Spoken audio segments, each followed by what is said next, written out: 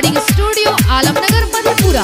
एक गो भैया छे दू गो छे सर रंग बहा डालबाई बाजार बाजार। एक गो भैया छे दू गो छे सर रंग बहा डालबाई बाजार बाजार।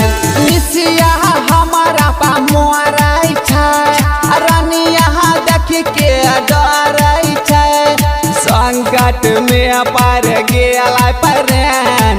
एक गो भैया छे दू गो छे सर रंग बहा डालबाई बाजार बाजार। एक गो भैया छे दू गो छे सर रंग बहा डालबाई बाजार बाजार।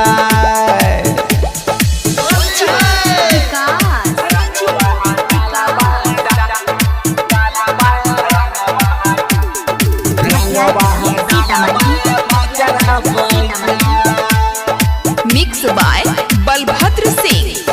पहलत निसिया छौरी के रंग बहा देव लगाई है गलिया अब के देख पर जे लगे रहे।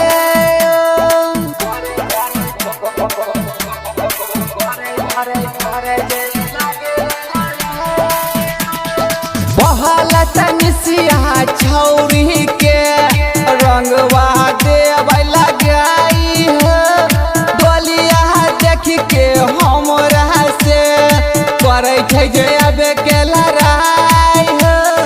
दोनों बुझाई छै रंग के दुकान रंगवा डालबाई घसर घसार।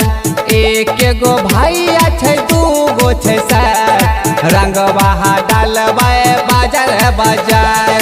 निसिया हमारा पे मोराई छै डोलिया देख के जोराई छै संकट में पड़ गेलै परन।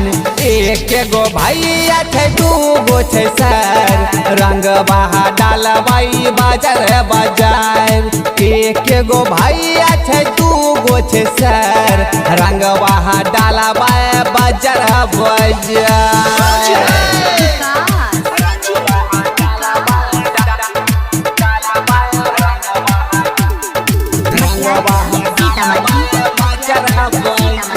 Presented by PM recording studio Alamnagar Madhepura. ककरा लगाई रंगवा ककरा पदी ढाई गलती हमरा से भेलै हो ककरा दिए लगा।